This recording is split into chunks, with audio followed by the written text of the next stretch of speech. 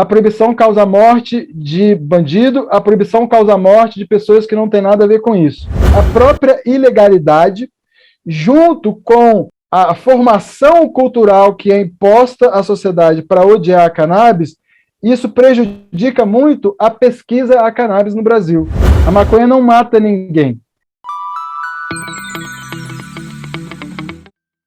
Na segunda parte do Papo Cabeça com Pé, o neurocientista Renato Malcher revela como a visão preconceituosa que a sociedade tem sobre o uso medicinal da maconha gera o retrocesso na pesquisa sobre o uso científico da cannabis.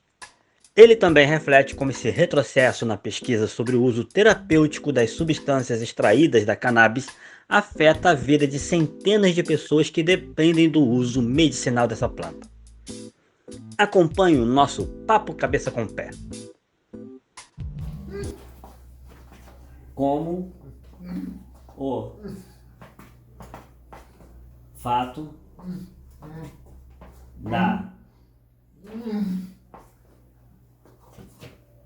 da maconha ser proibida no Brasil atrasa a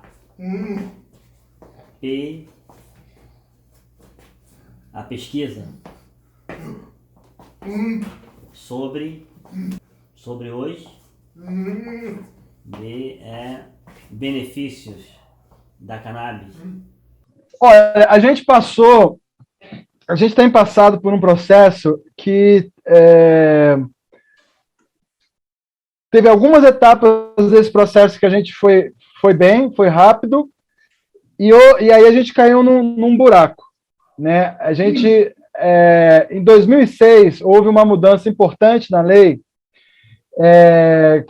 uma mudança cuja intenção foi uma intenção bastante civilizada, bastante científica, de, digamos assim, reduzir o caráter criminal do uso da cannabis em si. Em 2006, a lei mudou para que o uso não fosse mais considerado criminoso, mas manteve a comercialização como sendo criminosa. E aí o que aconteceu?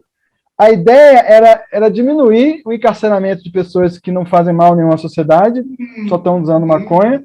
Só que, no final das contas, por causa da mentalidade conservadora, no mau sentido, né, que existe muito impregnado, né, no sistema judicial brasileiro, existe uma criminalização muito grande da pobreza, e o fato do comércio da cannabis ser ilegal, ele diz muito mais respeito a um controle político da pobreza, uma limitação da liberdade dos pobres, que estão mais propensos a trabalharem em mercados ilegais, né? Porque o acesso, né, num país tão...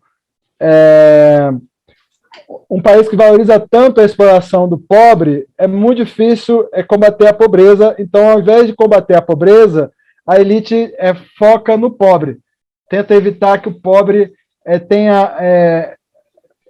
busque saídas para a sua situação de desespero no mercado de coisas ilegais, e aí ela acaba criando uma oportunidade de um mercado legal para essas pessoas, e acaba que a proibição fomenta um mercado que ganha muito dinheiro, e esse mercado tem que resolver as suas questões à margem da lei. Então, se existe um conflito entre grupos rivais que vendem maconha, eles não vão resolver isso na justiça, eles vão resolver isso na bala, né? Se você tem um problema de comprar uma substância que vem contaminada, ou se você não sabe o que tem ali, é porque é ilegal, porque se fosse regulamentado, você teria um acesso a uma substância que teria mais condições de evitar que as pessoas tivessem problemas com excesso de THC, esse tipo de coisa. Então, primeiro, você tem um problema, que é o problema da proibição que causa a morte. A proibição causa a morte de policial, a proibição causa a morte de bandido, a proibição causa a morte de pessoas que não têm nada a ver com isso. A maconha não mata ninguém. Então já começa por aí, já está totalmente sem sentido isso, certo? Então essa é uma questão. Agora, se a gente falar especificamente sobre a questão medicinal, existe aí, então, um componente social que é o seguinte: como não existe uma justificativa científica para a proibição da cannabis, é uma opção política, né? Então, os países onde há essa opção por criminalizar a cannabis, eles também têm que criar e fomentar uma cultura que não vá contra a lei, né? Uma cultura que dê apoio para a lei. Então, essa cultura que é misturada, né, a ideia do uso da cannabis é misturada com o problema da ilegalidade, e na cabeça das pessoas cria uma comunhão entre a noção de violência nas disputas ilegais que envolvem o tráfico e a planta em si. Então, isso cria também uma perspectiva cultural muito negativa em relação à planta, e existem grupos que são desesperadamente dedicados a não mudar essa perspectiva negativa. Pelo contrário, eles querem aumentar ainda mais essa perspectiva negativa. São grupos que precisam da guerra às drogas, são grupos que precisam manter esse controle, né, desse mercado, manter esse mercado ilegal, para poder manter a guerra às drogas sendo abastecida pelas armas, para manter o discurso do medo, né, e tudo isso. E aí você espalha na sociedade uma perspectiva irreal sobre a maconha, que coloca a maconha como se fosse uma coisa de um tipo de esfera de moral e gente, tem um tipo de gente que tem uma moral de um tipo que usa maconha, enquanto tem um outro tipo de gente que tem uma moral do tipo que usa álcool. Então, porque o álcool é legal e ele é mais difundido na nossa sociedade, a gente tende a achar que o álcool é uma coisa que não faz mal nenhum e que a maconha faz mal demais. E, na verdade, é o contrário. O álcool faz muito mais mal do que a maconha, e a questão não é a questão de saúde, é uma questão política que passa por vários problemas. Então, então a própria lei, a própria ilegalidade, junto com a formação cultural que é imposta à sociedade para odiar a cannabis, isso prejudica muito a pesquisa a cannabis no Brasil, prejudica muito o uso medicinal da cannabis no Brasil. Por quê? Porque os políticos eles querem ganhar voto, e muitos membros da sociedade, dos chamados conservadores, né, que é um elogio que é feito muitas vezes para pessoas que são, na verdade, abusadoras da pobreza, né, pessoas que querem manter o status quo, se chamam conservadores, porque elas querem conservar uma situação que é boa para elas, mas não quer saber do mal que isso faz para os outros. Né? Então, as igrejas que deturpam a religião para doutrinar as pessoas para comportamentos políticos, elas são muito usadas para criar esse pavor em relação à cannabis. Existem grupos que negam uma abordagem humanista sobre o uso da cannabis e pregam que as pessoas têm que ser internadas em instituições religiosas para se curar da cannabis. Né? Esse é outro problema que essa perspectiva causa, ela atrapalha o processo de tratar direito as pessoas que de fato têm problemas com a cannabis, e ela pune o mundo inteiro pelo uso da cannabis, que só faz mal para uma minoria, que abusa dela, e faz menos mal o abuso da cannabis do que o do álcool e do cigarro, por exemplo. Então você tem esses efeitos. E aí o que acontece? A pessoa que quer fazer uma pesquisa sobre cannabis hoje em dia, a burocracia que ela tem que passar é uma burocracia complicadíssima. Ela tem que se comprometer a ter um cofre de segurança para evitar que qualquer pessoa tenha acesso a essa substância. Existe uma complicação enorme para ela adquirir a planta. Ela não pode plantar, ninguém pode plantar a cannabis no Brasil. Né? Então, como é que o cara vai fazer pesquisa com cannabis se ele não pode plantar? Aí ele pode tentar conseguir um convênio com a polícia, e aí vai usar uma cannabis que é de qualidade ruim, em vez de usar uma cannabis que é plantada para finalidade científica. Então, isso coloca o Brasil numa posição que é simétrica ao potencial dele. O Brasil tem potencial para ser a maior potência mundial em biotecnologia de medicina canabinoide. É um país que tem condição de ser o maior produtor de cânhamo do mundo, o maior produtor de cannabis medicinal do mundo. maior produtor de ciência relacionada ao cultivo da cannabis, nós temos a Embrapa, nós temos o Senargem, nós temos tradição de pesquisa médica na cannabis, nós temos grupos importantes em Santa Catarina, na USP de Ribeirão Preto, nós temos grupos importantes, agora aqui em Brasília a gente está começando a fazer pesquisa nisso também. Enfim, esse atravanca muito a pesquisa, a gente não poder plantar, a gente não ter como adquirir, e a gente ter que tratar da maconha, como diz um colega meu, amigo meu, Siddhartha Ribeiro, ele fala que a situação parece que a cannabis é plutônio, que é uma coisa importante, mas que você tem que isolar, porque é uma coisa monstruosamente perigosa, e isso não é verdade. Então, atrapalha nesse sentido. Existem leis que hoje em dia ajudam a favorecer indústrias estrangeiras e prejudica a indústria nacional, porque permite a importação de extrato de cannabis, mas não permite que você produza o extrato a partir da planta no Brasil. Então, as empresas que querem vender no Brasil, elas têm duas opções. Ou elas vendem o produto pronto, já engarrafado, ou elas compram o insumo ativo e engarrafa aqui, o que faz sair muito mais caro e a gente poderia produzir de forma muito mais barata aqui no Brasil. Então, a gente tem dois desafios, né? Um desafio é vencer a doutrinação histórica que foi feita para fazer as pessoas acharem que a cannabis é uma coisa do demônio. E paralelamente, a gente tem que vencer os entraves da lei, que ainda são impostos mesmo para o uso medicinal.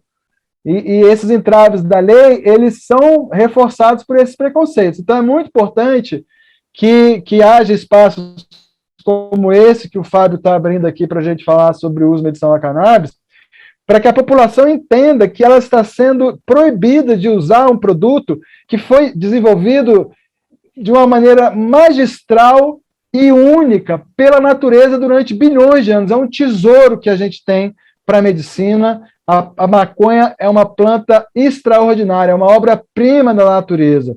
Nossa relação com a maconha não é uma relação apenas de ter recebido uma dádiva da natureza. Quando a gente encontrou a cannabis, eu digo, os seres humanos, pela primeira vez, o impacto que isso teve nessa relação foi tão forte que os seres humanos passaram a cultivar a cannabis e a selecionar ela para que ela se tornasse cada vez mais efetiva como remédio. Então, hoje em dia, é muito difícil hoje em dia existe uma variedade enorme de cannabis, tem mais variedade de cannabis do que tem de feijão, do que tem de milho, certo? E essa variedade, ela foi criada a partir da domesticação humana, da mesma forma que tem várias raças de cachorro que foram criadas pelo homem, isso é outra analogia que o Siddhartha gosta de usar, da mesma forma aconteceu com a cannabis. E essas variações que foram criadas para a cannabis, elas foram criadas durante toda a existência da agricultura, os cultivares mais antigos dos seres humanos, os sítios arqueológicos com os cultivares mais antigos na China, lá estava a cannabis. Há mais de 10 mil anos atrás, a gente já usava a cannabis como medicamento, certo? E aí, a partir desse processo, a gente foi melhorando ela como medicamento. Hoje em dia, você tem uma variedade tão grande que ela tem componentes que se misturam e geram impactos diferentes no nosso corpo, de tal maneira que você tem cannabis que são mais adequados para quem tem insônia, cannabis que são mais adequados para quem tem ansiedade, cannabis que são mais adequados para quem precisa melhorar o apetite, cannabis que são mais adequados para quem quer controlar a epilepsia, para quem quer controlar o autismo, inflamação. Então, você tem todo esse enorme leque de possibilidades. Qual é a crítica que alguém pode fazer sobre esse uso, né, de uma planta, de um produto da natureza como remédio? Bom, existe um desafio. O desafio é o seguinte: quando você vai dar um remédio para uma pessoa, é importante que você controle o efeito. E o efeito depende da dosagem e da composição daquilo que você está dando para a pessoa.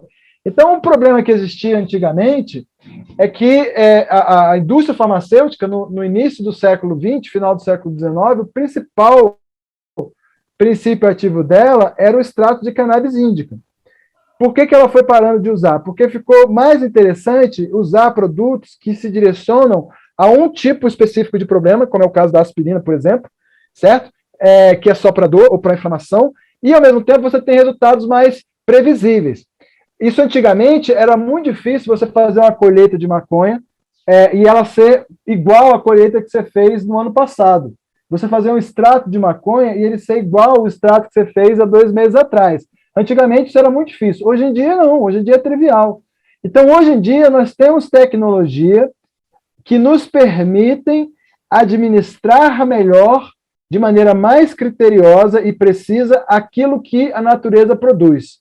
Então, hoje em dia, a gente pode conciliar o benefício do fato de existir na natureza uma mistura única, com muitas variações, misturas únicas com poderes únicos, pela forma como foram desenvolvidas na natureza, e, ao mesmo tempo, você tem condição de produzir plantas específicas, de controlar, de ter uma regularidade, de ter uma padronização daquilo que você está plantando, daquilo que você está colhendo, daquilo que você está extraindo. Então, com isso, você tem hoje um desafio que é grande, é o desafio de você testar todas essas possíveis combinações em várias doenças diferentes, mas esse é um problema bom.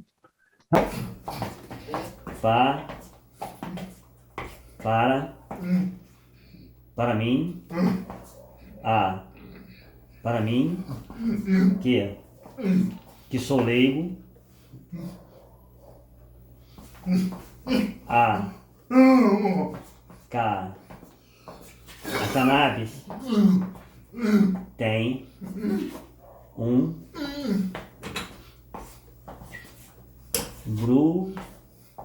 grupo de substâncias, tem um grupo de substâncias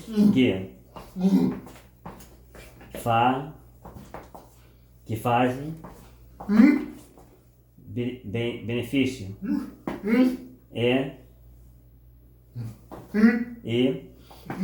ou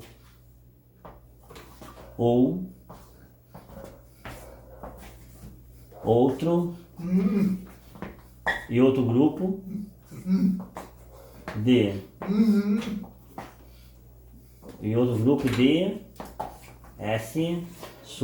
de substâncias que fazem mal. Eu tô certo disso?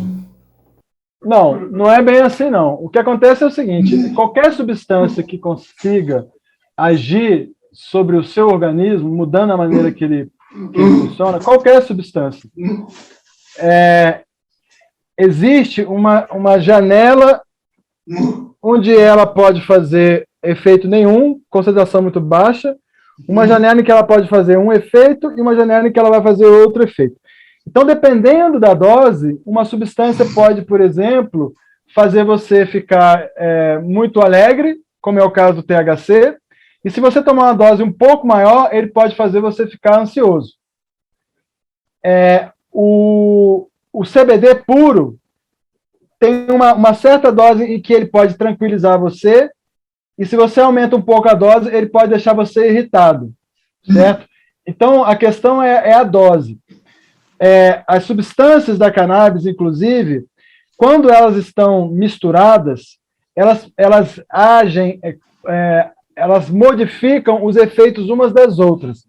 E uma combinação muito interessante é a combinação do THC com o CBD, porque o THC em excesso, ele pode levar a pessoa a passar da euforia e ficar num estado de ansiedade, né? Então, muito THC pode causar ansiedade. Agora, o CBD, ele corta esse efeito de ansiedade do THC, certo? E o CBD, ele causa relaxamento e ele é ansiolítico e ele é antipsicótico. Então, ele também evita o efeito da noia quando a pessoa usa muito THC. Então, uma certa época, eles começaram a admitir que o pessoal que fazia quimioterapia tinha muito benefício quando fumava maconha. Isso na década de 70, lá atrás, nos Estados Unidos. Quando usa quimioterapia, eles têm muito enjoo, não conseguem comer, perde peso, a doença causa muita tristeza, e aí o pessoal fumava maconha e se sentia muito melhor, comia melhor, melhorava tudo, né? Aí o governo, para não dar o braço a torcer, ele, ao invés de legalizar o uso médico da cannabis para o câncer, ele resolveu promover a possibilidade de usar o THC sintético puro. E aí criaram remédios com o nome de dronabinol, marinol e outras coisas parecidas, que são THC puro, sintético. Igual o THC, mas é produzido no laboratório e é sintético. E aí o que aconteceu? Quando eles davam para as pessoas fazer quimioterapia, o efeito não era o efeito que elas tinham com a maconha, era muito pior. Elas sentiam muito mais sono, elas sentiam muito mais tendência a ter paranoia, elas sentiam muito mais os efeitos colaterais do que o benefício do uso do THC junto com o resto dos componentes da cannabis. Outra coisa que se percebeu é que pessoas que usam maconha, que tem muito THC e pouco CBD, essas maconhas podem fazer as pessoas ficarem com ansiedade. Mas as maconhas que têm CBD não dão essa ansiedade. E aí as pessoas descobriram a maconha que tem quase nenhum THC e tem muito CBD. Então, uma maconha que tem quase nenhum THC e tem muito CBD, um extrato de cannabis assim, ele tem muitas utilidades, ele pode ser utilizável. Os componentes da cannabis, a vantagem da medicina baseada em canabinoide é a seguinte: você pode isolar cada componente e usar ele para algumas coisas vai ser melhor, para outras nem tanto. Você pode isolar os componentes e remisturar eles do jeito que você quiser, ou você pode usar extratos de plantas diferentes. Para todas essas possibilidades, existem justificativas, existem vantagens para alguns casos e desvantagens para outros. Então, por exemplo, a gente sabe muito bem hoje em dia que o canabidiol puro ele pode ser útil para a epilepsia refratária, mas os estudos hoje em dia mostram que os resultados são melhores quando o CBD é usado junto com outros componentes da cannabis, inclusive com THC. Mesmo muito pouco THC é suficiente para diminuir a quantidade de CBD final que a pessoa precisa usar, e os efeitos são melhores e os efeitos colaterais são menores.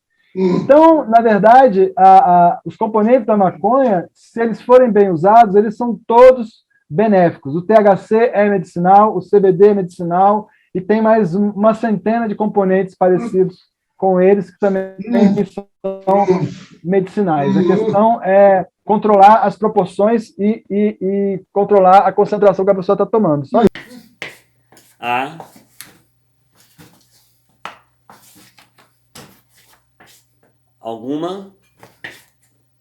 Algumas famílias defendem a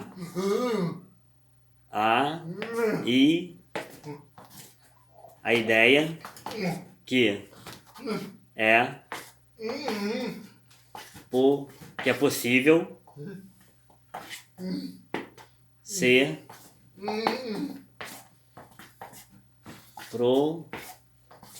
produzir o óleo da cannabis de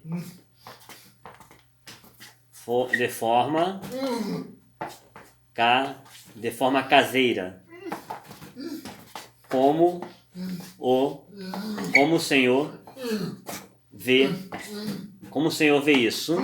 As pessoas adultas que conseguem se comunicar, certo? E que sofrem de que o interesse no uso da cannabis é para tratar algum tipo de sintoma, né, de maneira paliativa, ou seja, dor, enjoo, espasmo. Essas pessoas, elas podem fazer um extrato sem saber a composição desse extrato, desde que elas tenham cuidado de ir experimentando aquele extrato que elas fizeram, uma gota, depois 2 gotas, depois 3 gotas, até ela sentir o efeito, né? Ela quer usar o suficiente para passar a dor que ela tem. Ela quer usar o suficiente para passar os espasmos que ela tem. Ela quer usar o suficiente para passar o enjoo e aumentar o apetite dela. Né? Uma pessoa adulta consciente, ela pode fazer um processo que a gente chama de titulação do efeito. A cannabis, ela é um fitoterápico que ela possibilita uma janela terapêutica bastante flexível. Ou seja, não é uma dose muito precisa, não é tão importante uma dose muito precisa, sobretudo se a pessoa consegue ir testando e sentindo o efeito. Ela não precisa saber qual é a dose exata, ela só precisa saber que esse extrato, se ela tomar 5 gotas, não vai fazer nenhum efeito, se ela tomar 10, ela vai se sentir bem, se ela tomar mais, já não vai se sentir tão bem. E ela pode resolver isso sozinha. Agora, existem outros problemas, por exemplo, o problema da epilepsia, que é um problema cujo ajuste de dose pode demandar uma precisão um pouco maior, uma previsibilidade, necessitar uma previsibilidade um pouco maior, porque é um efeito contínuo, né? Você não controla a epilepsia dando para a pessoa e passa 10 minutos, você fala, e aí, fez efeito? Não é assim que funciona, certo? Então, quando você vai tratar um sintoma consciente, que você possa titular o efeito e sentir o efeito, então você não precisa conhecer a dose. Mas se é para tratar uma coisa cujo efeito é um efeito de longo prazo e que demanda uma precisão maior, aí é arriscado. Então, para tratar a epilepsia, tem muita gente que está dando conta do recado com o seu óleo caseiro. Tiveram que passar pelo processo de titulação e aí, de uma maneira muito, digamos assim, rústica, eventualmente algumas famílias conseguem acertar a dose e até melhorar muito a vida da pessoa. Com um óleo artesanal, você saber o que tem ali dentro. Mas esse não é o caminho ideal. Esse é o caminho possível, é um caminho cujo risco pode ser minimizado e até a gente já tem um certo know-how de como lidar com esse caminho, certo? Mas o ideal para pessoas que têm epilepsia, pessoas que estão tratando autismo, né? O ideal é que você descubra uma composição adequada e um produto que você possa sempre comprar, tendo certeza que tem a mesma dose ali, porque você não tem tanta margem de flexibilidade para tratar esse tipo de situação. Eu não sei como categorizar especificamente, então eu estou explicando dessa forma, né? Então, a epilepsia é uma coisa que você não vai sentir, passou. Não, você quer prevenir ataques epiléticos, né? É diferente de você ter dor crônica, você tomar e sentir, passou. Então, você sabe que esse tanto de gotas vai te dar esse efeito. Quando você tem que fazer isso com uma criança epilética, você vai ter que dar um tanto de gotas, observar durante um dia, e aí, se não for o suficiente, ela vai ter ataque epilético, você vai ter que tentar de novo outra dose, até achar a dose. E aí, o problema é que quando você for produzir de novo, uma nova leva de plantas, uma nova leva de extração, o extrato não é mais igual. E aí você pode ter um efeito do organismo dela estranhar a diferença, sentir falta se for muito pouco e estranhar se for além do normal. Então você diminui o risco de ter incidentes de uma dose errada para esse tipo de tratamento, então eu acho que é inadequado. Então, para algumas formas de tratamento, eu acho que tudo bem a pessoa plantar e fazer a sua própria medicação. Para tratar qualquer coisa que você não consiga acessar conscientemente, seja em você, seja no outro, eu já não aconselho. Então, existem pessoas no Brasil que, de forma heróica e responsável, passaram a prescrever óleo artesanal para autistas, certo? Mas eu ainda acho que essa não é a situação ideal. Essa é uma situação que, comparado com a vida de um autista sem tratamento, dependendo do caso, pode ser muito melhor, porque o autismo severo, ele é uma pancada, viu? O autismo severo é uma coisa que causa muito impactante na vida das pessoas, dos pacientes e das famílias. Então, é importante que se lute para, de qualquer forma, tentar corrigir isso.